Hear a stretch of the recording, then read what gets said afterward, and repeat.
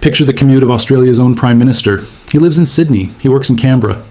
To get between the two, he has to drive across the city to the airport, fly roughly an hour southeast, land, clear the terminal, and then drive again to Parliament House. All told, that's close to 4 hours, door to door, for a journey that on a map looks like it should take a fraction of that.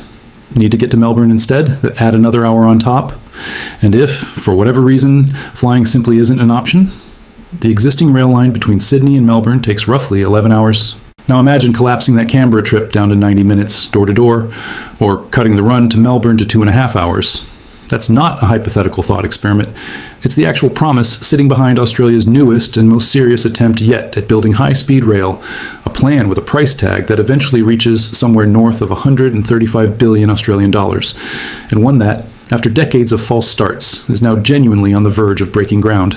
Australia has been talking about high-speed rail for the better part of half a century, and on paper, the case for it has always looked almost embarrassingly obvious. This is a wealthy, developed economy that can genuinely afford major infrastructure. It's an enormous country, dotted with heavily populated cities, crying out to be connected more efficiently than they currently are. The Sydney to Melbourne air corridor alone consistently ranks among the busiest in the entire world, supporting somewhere between 60 and 70 direct flights a day, more than 400 a week, burning through somewhere in the range of 350 to 450 million liters of jet fuel every single year. Fuel that, unlike the fully electric high-speed rail alternative, isn't getting any cheaper. Air travel currently dominates almost all intercity movement between Australia's capital cities, while travel within regional areas remains almost entirely dependent on private cars, a pattern that's held largely unchanged since at least the early 1980s, when the first serious government investigations into high-speed rail began. There's demand, there's genuine economic need, there's money in the country to pay for it. So what exactly has gone wrong with a project that should, by almost every measure, be an obvious yes? For Australia's current Prime Minister, Anthony Albanese, that question has been personal for a very long time. He was working on high-speed rail proposals back in 2013 during his time as a relatively junior transport minister, long before he held the top job, and he made it a specific campaign promise that once elected Prime Minister, he'd finally push the country's decades-old dream of bullet trains into actual action. And unlike the long graveyard of previous Australian high-speed rail proposals, this particular attempt appears to genuinely be moving. In February 2026, Infrastructure Minister Catherine King formally announced the next major milestone for the project, confirming the beginning of a dedicated development phase covering the Newcastle to Sydney corridor specifically. The federal government has committed more than 650 million Australian dollars specifically to that development phase, locking in the design, approvals, scope, and cost details needed before major construction contracts can actually be awarded. As of early 2026, that development phase has formally begun, with expressions of interest for the design and construction contract already closed for the section running between the Central Coast township of Ourimbah and Central Station in Sydney's CBD, and construction realistically expected to start within the next couple of years. The government has also said it intends to run the completed network entirely on renewable energy, aiming for full carbon neutrality across both construction and ongoing operation, tying the project directly into the country's broader net zero commitments. To really understand just how ambitious this plan is, it helps to understand something about the sheer scale of the country attempting it. Australia is enormous, considerably bigger than most people outside the country tend to picture. It's roughly comparable in size to the entire continental United States, or the whole of Europe laid out together. It dwarfs Japan, the undisputed pioneer and reigning champion of high-speed rail. It's broadly comparable to China. Against that backdrop, the full planned network is genuinely massive, stretching more than 1,800 kilometers in total, running south from Brisbane through Sydney, onto the national capital Canberra, and finally down to Melbourne, with a string of regional centres connected along the way. Once fully built, this network would directly serve around 80% of Australia's entire population. And the full price tag for building all of it comes in at more than 135 billion Australian dollars.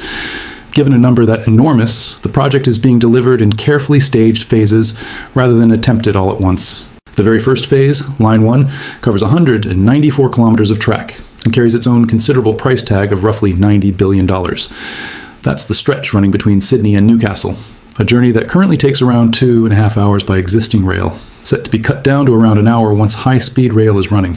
Of those 194 kilometers, roughly 115 will run through tunnels, which is a huge part of why this particular section carries such a steep cost.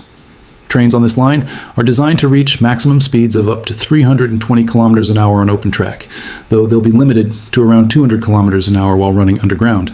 The proposed route includes 6 stations at Newcastle, Lake Macquarie, the Central Coast, Central Sydney, Parramatta, and Western Sydney International Airport. Officials are targeting construction readiness by around 2028, with passengers potentially boarding trains sometime toward the end of the following decade. Here's where the story gets genuinely interesting, though, because there's real debate over whether Sydney to Newcastle should actually be the first section built at all. Sydney is, unmistakably, Sydney. The Opera House, the Harbour Bridge, a city that alone generates roughly a fifth of Australia's entire GDP, and by far the most densely populated part of a country famously known for having plenty of empty space. It's also the country's principal gateway for international arrivals and migration. On the surface, it seems obvious that any national high-speed rail network should start right here. But back in 2013, when Albanese himself helped shape the original high-speed rail study, the recommended sequencing looked completely different. That earlier plan proposed building Sydney to Canberra first, followed by Canberra to Melbourne, with Sydney to Newcastle only arriving as the third stage, and the Brisbane connection coming last of all. This current plan has effectively flipped that original order, starting instead with the Newcastle corridor, and that choice has drawn genuine pointed criticism, including specifically from Infrastructure Australia, the government's own independent infrastructure advisory body. To understand why Newcastle was chosen first anyway, you need to understand a genuinely severe crisis playing out in Sydney right now, one that has very little to do with trains and everything to do with housing. Over the past 30 years, Sydney's housing prices have climbed by roughly 730%. A typical home in the city today costs more than 12 times the median household income, making Sydney the second least affordable city to buy a home anywhere on the planet. Housing crises exist across much of the developed world right now, but Sydney's version has become genuinely brutal for ordinary residents, driven largely by one simple, stubborn problem. The city has not built nearly enough new homes, and much of the land that is available for development sits disconnected from the infrastructure that would actually make it livable. With around 9 million additional people expected to be living along Australia's east coast by 2061, that gap between where people can afford to live and where the jobs and infrastructure actually exist is only projected to widen further without serious intervention. That's precisely the gap this high-speed rail line is being sold as filling. Connect Newcastle to Sydney with a genuinely fast, reliable rail link, and Newcastle suddenly becomes a realistic place to live for people who still need to work in Sydney without needing to actually reside inside a housing market that's become close to unworkable for ordinary families. The same logic extends to every regional center the line passes through along the way. Sydney itself is geographically boxed in by mountains, ocean, and protected national parkland, physical barriers that have long limited how the city can practically expand outward. High-speed rail offers a way to route around those constraints entirely, rather than trying to squeeze more housing into an already constrained footprint. This isn't a purely theoretical strategy either. It's essentially the same playbook Japan followed decades ago when it launched the original bullet train, the Shinkansen, connecting Tokyo with the surrounding urban centers around it, and effectively creating a single, enormous interconnected megaregion.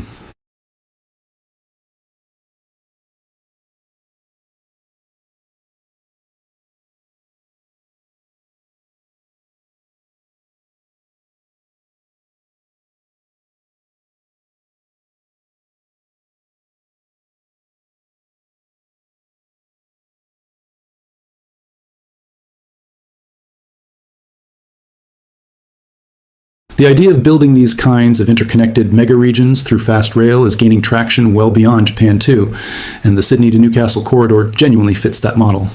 The projected numbers behind the Newcastle line reflect that ambition directly. The corridor is projected to eventually enable somewhere between 50,000 and 100,000 new dwellings along its route, with the High-Speed Rail Authority suggesting the line could ultimately support construction of up to 160,000 new homes in total. It's expected to create more than 99,000 jobs and deliver roughly $250 billion in economic activity to the country over the next 50 years. Sydney and Newcastle already function as reasonably well-integrated economies today, with a meaningful number of commuters traveling between the two, and this line is designed to substantially deepen and accelerate that existing relationship, rather than build something entirely from scratch. At first glance, comparing the Newcastle route to the alternative Sydney to Canberra option on a map, it might look like the shorter, geographically simpler choice. It genuinely isn't. The Sydney to Canberra leg, despite covering nearly double the distance, actually runs through comparatively flat, straightforward terrain, making it considerably cheaper to build per kilometer. The Newcastle route, by contrast, has to tunnel beneath some genuinely difficult terrain, cutting under Broken Bay, the Hawkesbury River, and the mountainous stretch known as the Cowan Bank, which is exactly why 115 of its 194 kilometers end up underground, and exactly why the price tag balloons the way it does. That expense creates a real communications challenge nationally. The Newcastle line can be emotionally and economically compelling to people living in Sydney and the Hunter region specifically, but it's a genuinely harder sell to the rest of the country. Being asked to help fund a project working out to roughly $3,000 for every single man, woman and child in Australia, covering just 190 kilometers of track that doesn't obviously connect into the wider promised network for years to come. There's a competing, more emotionally resonant argument sitting on the other side of that debate too. The idea that Australia's largest city genuinely deserves to be connected to its own national capital by something considerably more modern than what currently exists. A single overburdened highway, an intensely used flight corridor, and a rail line that's now well over a century old and badly overdue for replacement. More than 3,000 people currently travel between Sydney and Canberra by air or coach every single day, with tens of thousands more driving down the federal highway to make the same trip. For now, though, construction on that particular leg of the network remains years away, which puts enormous pressure on the Newcastle line to succeed first and to be seen succeeding, because everything that comes after it depends on this opening chapter actually working. As one transport expert following the project put it, critics of high-speed rail owe the public a genuinely better alternative before dismissing this one outright, and the realistic alternatives on the table aren't particularly appealing. More roads, more air traffic, and more strain on infrastructure that's already buckling under current demand. Eventually, according to the current staged plan, the Newcastle line will extend further north to Brisbane, followed by the long-awaited Sydney to Canberra connection, and finally Canberra through to Melbourne. Once the entire network is complete, that original 11-hour rail journey between Sydney and Melbourne would shrink down to roughly 3 hours. But under the current timeline, that full completion isn't expected until sometime around 2060, a genuinely enormous span of time, requiring an equally enormous amount of sustained political patience across multiple decades, and almost certainly multiple changes of government along the way. And that's really the central, uncomfortable risk sitting underneath this entire project. Australia's history with high-speed rail is genuinely littered with abandoned proposals, high-profile attempts launched, and then quietly shelved in 1984, 1986, 1993, and again with that original 2013 study Albanese himself helped author. Every single one of those previous efforts ultimately failed to translate into actual steel in the ground. Right now, this current plan represents the closest the country has ever come to genuinely building this network in full, but even supporters acknowledge that critics deserve to be asked, seriously, what better alternative they'd actually propose instead, because the realistic options aren't high-speed rail versus nothing. They're high-speed rail versus more roads, more air traffic, and more congestion on infrastructure that's already straining under current demand. Population growth along the Sydney to Newcastle corridor isn't slowing down regardless of what happens with this project, and the existing rail line connecting the two cities is genuinely outdated. Without a serious upgrade, the practical alternative facing the government is widening the already congested M1 Pacific motorway instead, an option that carries its own steep price tag without delivering anywhere near the same broader economic or housing benefits. That motorway has also become measurably more dangerous and more expensive to use in recent years, with rising congestion contributing to more accidents and rising fuel costs, squeezing commuters who currently have no faster alternative available to them. Ultimately, though, the single biggest risk facing this entire multi-decade undertaking might not be engineering, funding, or even public opinion at all. It might simply be political longevity. Albanese has made high-speed rail a genuine cornerstone of his time as Prime Minister, and Australian political leaders in recent years haven't exactly built a reputation for staying in the job very long. With federal elections held every 3 years, and a well-documented pattern of governing parties replacing their own leaders at the first serious sign of political trouble, a project this closely tied to one individual's personal legacy carries real risk of losing momentum or being deprioritized entirely the moment that individual leaves office.